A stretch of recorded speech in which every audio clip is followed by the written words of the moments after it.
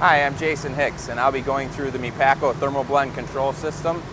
We start at the main screen here, where you have a mixer overview, automatic mode, which takes you to the semi and full automatic screens, your alarm history, and your maintenance and service screens.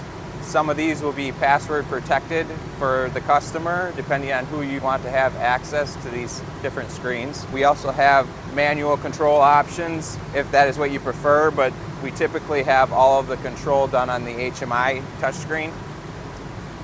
The overview screen is mainly for maintenance and manual operation of the individual pieces of equipment.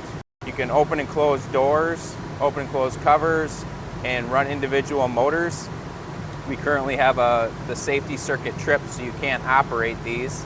As well, on the overview screen, you get a readout of the temperature. There's a thermal well inside the ThermaBlend, and this is a current readout. And you can switch between Celsius and Fahrenheit.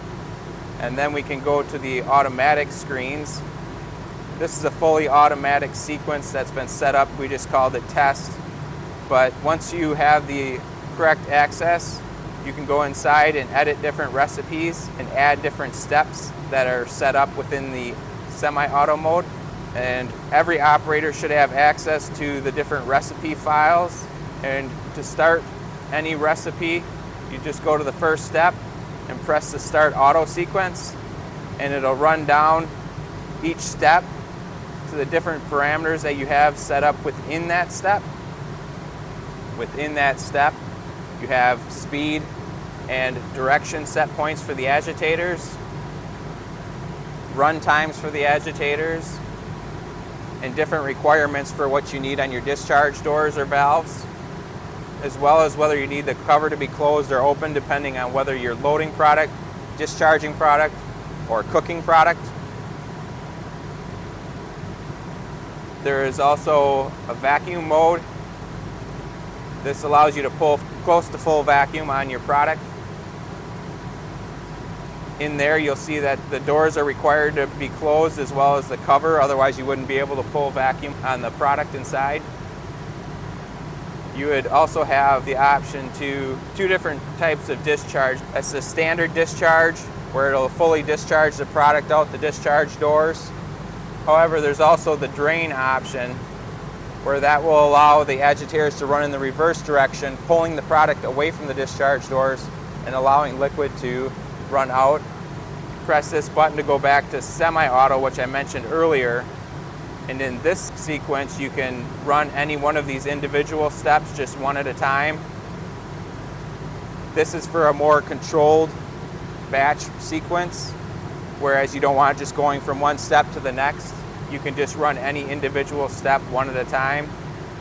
And for any temperature step, you have your upper and lower windows and your target temperature set point, as well as the other features that you have in any other step with the agitators, timers, and your discharge and cover requirements.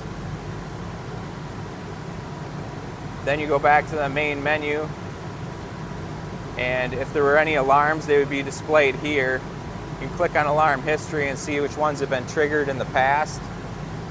You have the clear alarm function if password protection allows you.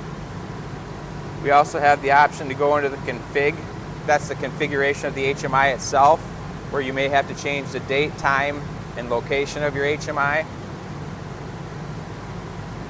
In the maintenance and service screen, we keep track of agitator runtime, vacuum pump runtime, and active amperage draw of each individual motor.